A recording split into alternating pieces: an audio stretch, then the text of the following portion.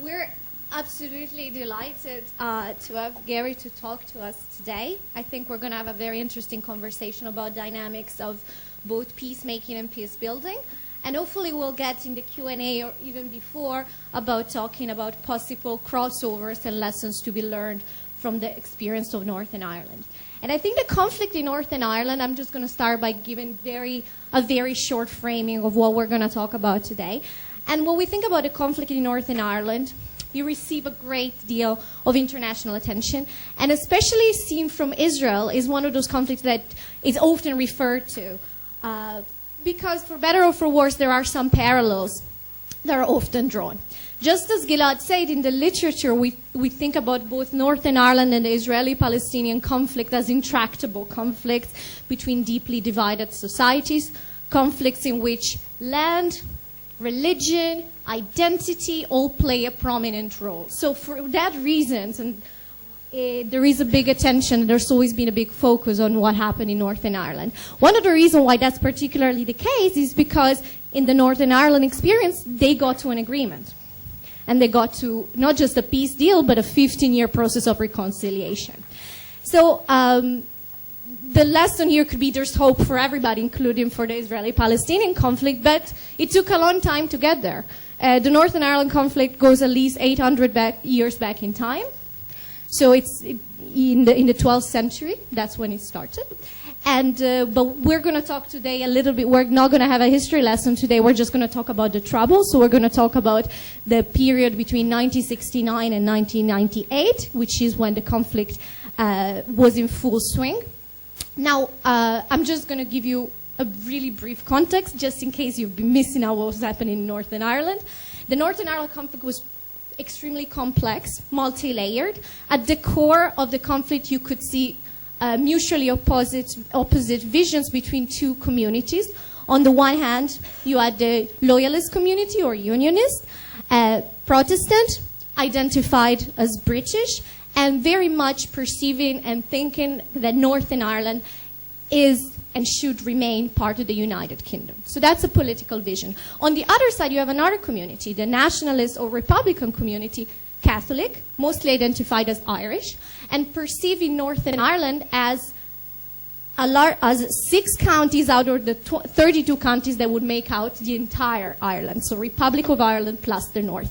So at the core of the conflict, you have two mutually opposite political visions, either see Northern Ireland as part of the United Kingdom of Great Britain and Northern Ireland, or see Northern Ireland as what should be a united Ireland and reverse in the 1921 partition of the island in two. So that would be the core of the conflict, but that's not the entire story. On top of it, there's also social, political, economic factors by which power structure in Northern Ireland was deeply divided and gave privileged access to power to part of society, to the Protestant part of society, leaving the Catholic community feeling in a state of structural discrimination, which is what started in the late 60s civil rights movements that eventually spurred into internal clashes, then spurring into calling the British Army to intervene in Northern Ireland. And again, narrative is very important here. When the British Army arrives in Northern Ireland, 12% of the population,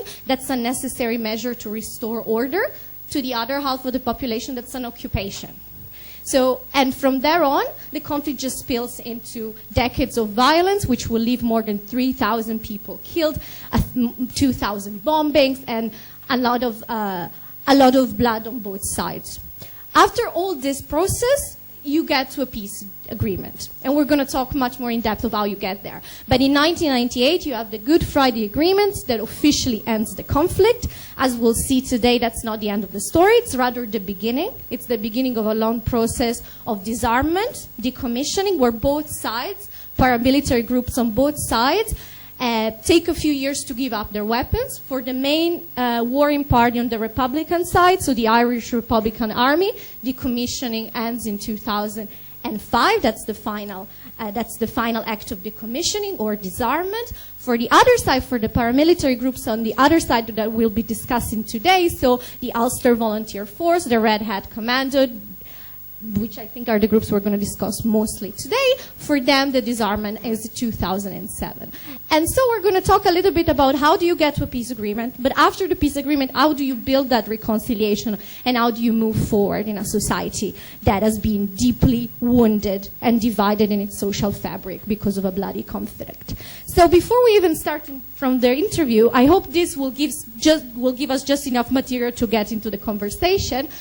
But we want to get it started by showing you a couple of videos, just in case you don't remember what Belfast was like in the late 60s and early 70s, just to track the progression of the conflict. And first we'll look at this short clip that shows us the beginning of the Troubles, so the beginning of the civil rights movement, and how that quickly spurs into, from nonviolent protest into open clashes.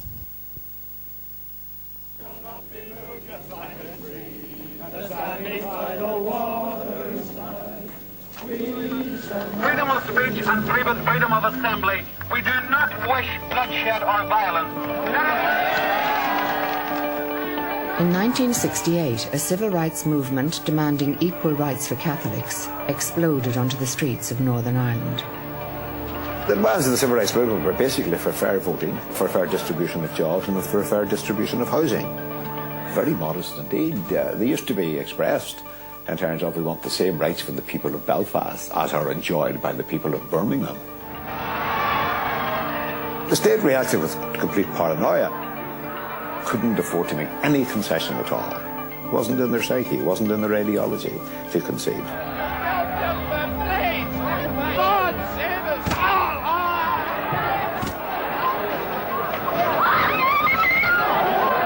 When you went out on a demonstration, the police beat you up. I think on our part it was a stubborn refusal to accept that not only were you not allowed to have equality, but you weren't allowed to complain about it. In the Irvine household, the civil rights movement provoked intense debate. The community view seemed to be one of this is an enemy. This is a sinister plot. The sting was taken out of that by my dad. Just sort of saying, well, hold on a minute, you know. But certainly I probably would have fallen to the community view. You're either one of them or you're one of us, and I was one of us. I'm a free-born Protestant, and all the intimidation will not stop me in my campaign in Ulster to keep Ulster out of the south of Ireland. There was a palpable fear that the IRA were actually controlling civil rights, and this was another way of overthrowing the country. So this is how it starts. And then we'll see another short clip, also one minute, just to show you how it progresses. So this is from 1972, when the violence is starting to really hit home. Bombs began going off in Belfast only about 2 hours after the IRA announced the end of the ceasefire. After the ceasefire collapsed, the IRA set out to show that the violence would worsen unless the British began serious talks about leaving Northern Ireland. The IRA admits responsibility for all the bombs.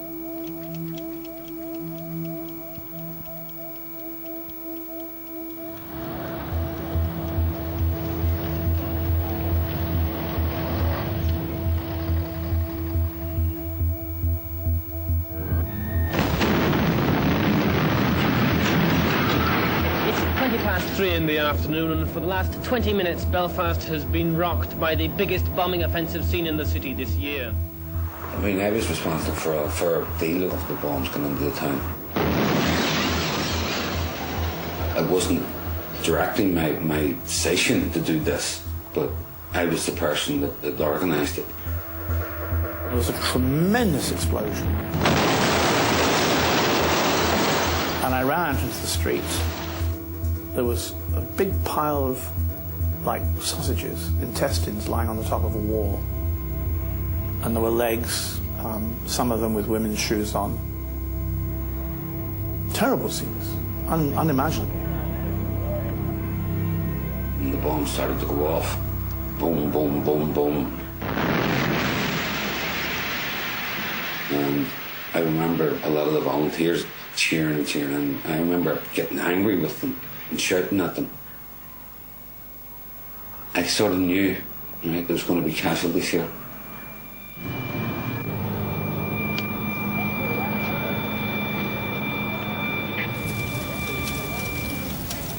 It was a major, major operation, but it was never, ever intended to kill people. But with over 20 car bombs exploding one after the other in the city centre on a Friday afternoon, even with warnings, casualties were a virtual certainty. I mean, if I could reverse the situation, I would. I have a fair deal of regret that Bloody Friday took place. Bloody Friday was a disaster for the IRA. And just misjudged it badly. This day would also alter the course of David Irvine's life. It was only on the day of my 19th birthday, witnessing Bloody Friday, when there was a lad killed with the same name as me. And he lived close by and people thought it was me, and it could have been me. At that point I went over the edge, I suppose. Following Sunday I joined the UVF. The Ulster Volunteer Force was a secretive and extremely violent paramilitary group. In 1966, the organisation had been revived by a former British soldier, Gusty Spence. You've got guns? Yes. And you're prepared to use them? True. Against? Against anyone who would usurp the constitution of Ulster. The UVF seemed to me to be the cutting edge, and that's where I wanted to be. I wanted to sort of hit back, and I wanted to hit back with an absolute ruthlessness. I joined in a hall in East Belfast, and along with a number of others.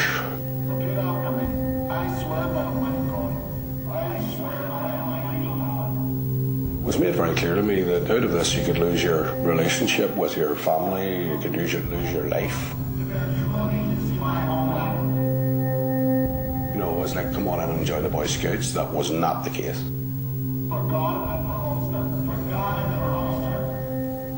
I remember saying to the guy who was in charge of our wee group, I says, I won't do armed robberies. And he says, you'll do what you're told.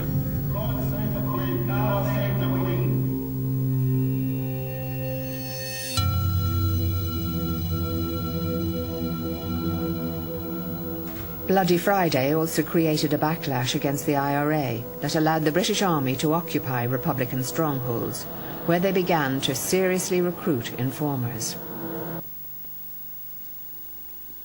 Okay, so I think that sets the stage and it brings us back to the beginning of the conflict. So I like to start by just asking you to give us a little bit of a sense of what it was like to grow up in Belfast as a divided city, and what it was like to see the conflict brewing slowly and then peaking in the years that we saw in the video.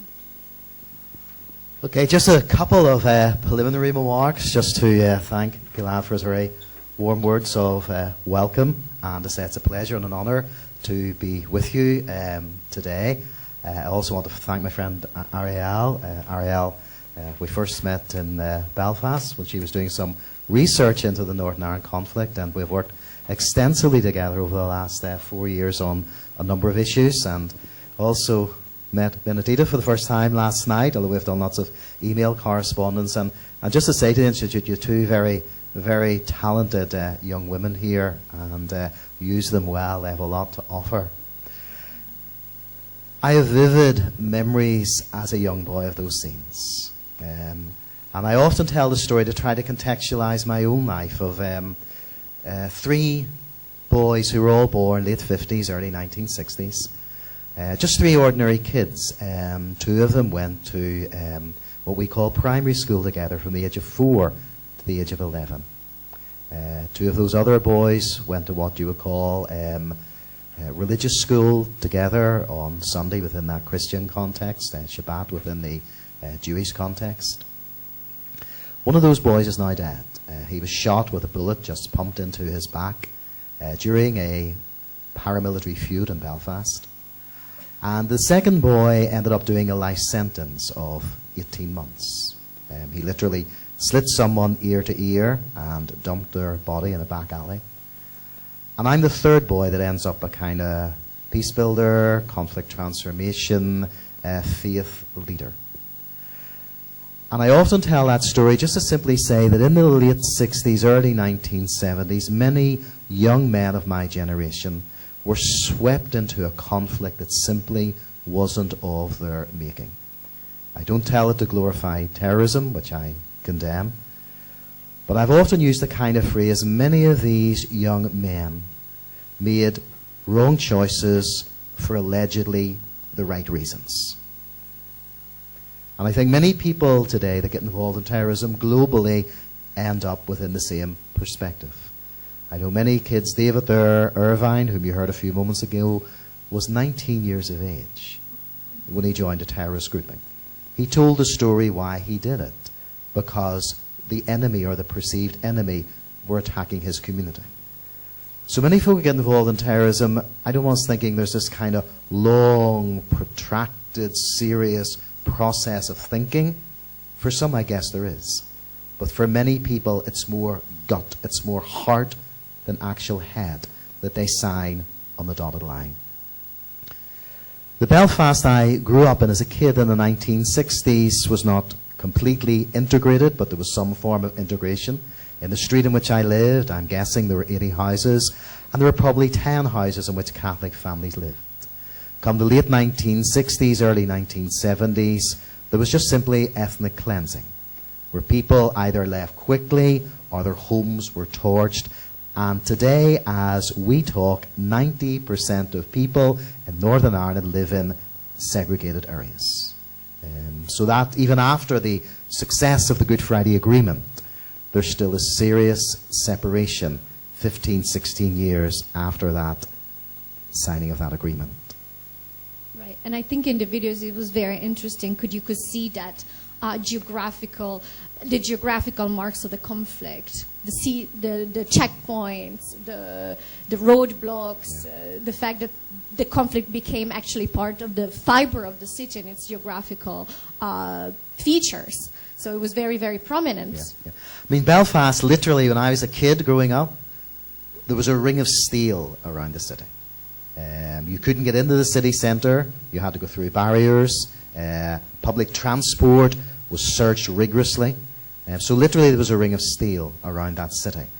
So invariably, inside the city centre, there weren't a lot of car bombings. Most of those bombings that took place were just on the outskirts of the city centre, but it still didn't stop the IRA bombing the heart of the city centre. They simply used small incendiary devices the size of a mobile phone that could quite easily be smuggled in through that ring of steel. Every morning as a kid, you turned on your radio and you knew you were going to hear someone was dead or there'd been an overnight bombing. So the statistics out of a population of 1.7 million people, there were 3,700 deaths, 47,000 injuries, 38,000 shootings, 27,000 bombings, 25,000 people went through the penal system. So statisticians are saying over half the population of 1.7 million were directly affected by this conflict in one way or the other. And what about, you mentioned many people going into the prison system. I think that's also very interesting. What about the correlation with crime? What about how many people ended up in the penitentiary system? Yeah, there's a fascinating statistic there, Benedita, is that 80% of people that went through our penal system would not have been there if it hadn't been for the conflict.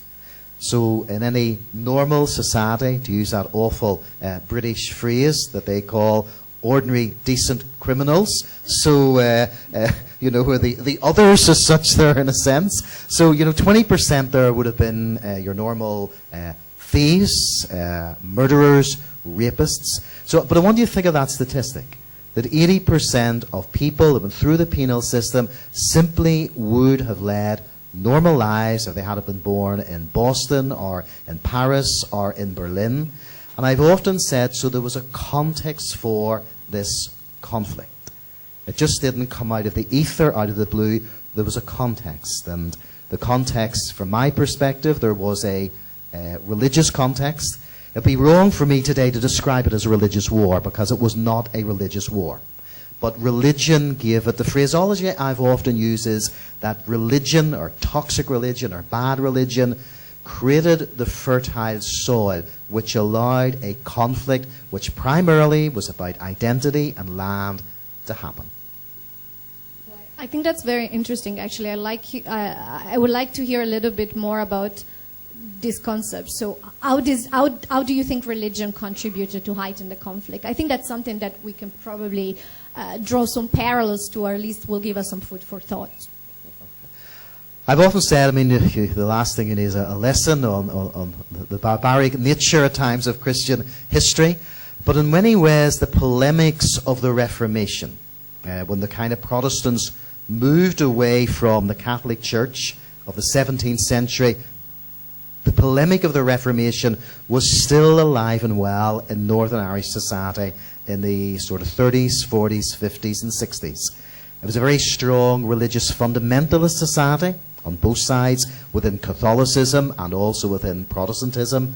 And there's no question about it that that climate in many ways set the template. I mean, trying to put that, I guess, within Jewish terms, I mean, I've often commented that what the church did in relation to religious anti-Semitism, that Hitler quite cleverly took and made racial anti-Semitism. But I've no doubt about it, and I say this publicly even as a Christian clergy person, that the church's theology contributed significantly towards the Shoah. And in the same way, the fertilization of hatred between Catholics and Protestants led the ground in many ways. The preacher person that you saw behind me a few minutes ago, Ian Paisley, was a strong religious fundamentalist who did not class Catholics as part of the Christian church, and in many ways, religious fundamentalists within the Catholic Church would not have classed people like me, particularly prior to 1965, the Vatican II. They classed us as heretics. And I don't need to remind this audience of what the Christian Church did with those who they termed as heretics. Right. So I would like to focus a little bit more now on getting the audience to hear a little bit more how in this context of extremely fractured, extremely broken, violent society, how did you personally become first involved in facilitating a peace process? So a personal experience. Okay. That will go into the political, but I think the personal is very interesting too. Okay, when I first kind of left school, I did my first degree in business studies, became a hospital administrator, but increasingly through my 20s began to feel a calling, to use that kind of theological phraseology, towards Christian ministry. And I was ordained into Christian ministry in 1987, and I went to a church that was literally 100 meters from what we call peace lines, within Israeli context and Palestinian context. I know you have many words. To some they are security barriers, to others they are separation barriers. They're also called interfaces within Belfast now. But the phrase we used then was they were peace lines, because primarily they were barriers that separated Catholics and Protestants to keep the peace. I realised, I guess, Benedita, in those early days, as a person, I hope with a strong social conscience, that to me, I just simply couldn't do the church thing. Because around me in those streets, there were constant bombings, divisions, shootings, sectarian attacks. And I guess at that stage, I began in a very sort of loose, ad hoc level to begin to dialogue, firstly with those paramilitaries or terrorists within my own community, and gradually began to spill some of those relationships out to the wider community. So this is exactly the direction where I wanted to go, and is precisely how do you do that? How do you approach as a man of church? How do you go to someone from the loyalist combatant community? How do you start that dialogue? And just to give us a little bit of a framework, can you tell us a little bit about who joined these groups? What was their ideology? What was their frame of mind? And how do you break through? And then I think we'll also have a video that you very kindly brought us. So we'll also play that. But first, I'd like to hear from you. Okay. What I'm going to do initially is kind of shape this personally, okay? And then I'll spill it out, okay? My grandfather fought in the British Army in the First World War against the Turks. He was very severely injured at the Dardanelles. Ended up with a piece of shrapnel into his head, and that literally a small baby could have put his fist into. And so those were the stories as a kid. I grew up in that strong British military identity. My uncle Jimmy, who has a little boy again, taught me how to swim. He was rescued at Dunkirk as the Nazis literally pushed the British army into the sea. And he went back in on the second day of D-Day with a British tank regiment, the Queen's Royal Irish Hussars, and was one of the first into Belsen to liberate that camp. So as a young boy, those were stories that shaped me. So that sense of Britishness, of war, of identity was incredibly important to me. And the Ulster Volunteer Force, to give you a bit of a context of that, in 1911, 1912, the British were going to disengage completely from Ireland. And the Protestants, or the Unionists who wanted the union with Great Britain, formed an illegal army of 100,000 people who were called the Ulster Volunteer Force. But slowly the war clouds began to loom over Europe, and the British government, being the shrewd instrument that it is, enlisted those 100,000 men into the British Army. So literally you had a full regiment there that literally went into the British Army. They became the 36th Ulster Division. They suffered massive casualties in the Battle of the Somme on the 1st of July 1916, where thousands of young Ulster men perished fighting the Germans. After the First World War, that was used as a leverage to say to the British government, don't disengage from Ireland. And what actually happened was that Northern Ireland was formed then as a state of 6 counties with the Protestant majority, almost, I guess, as a kind of reward for the sacrifice of the First World War. So that's how that state was created. Catholics and Republicans refer to it as partition, which is not a word Protestants or British people use, but we see it as a legitimate country. So I think that we'll go back a few times on the issue of narratives and the different narratives, the British identity versus the Irish identity, because I think that's another theme that can give us a lot of food for thought in this part of the world where identity is also a very deep part of the conflict. So I think I'd like to show our video, and then I'll ask you to make a few remarks about it. Maybe you can introduce it by telling us a little bit about the person you're interviewing, who is Billy Hutchinson.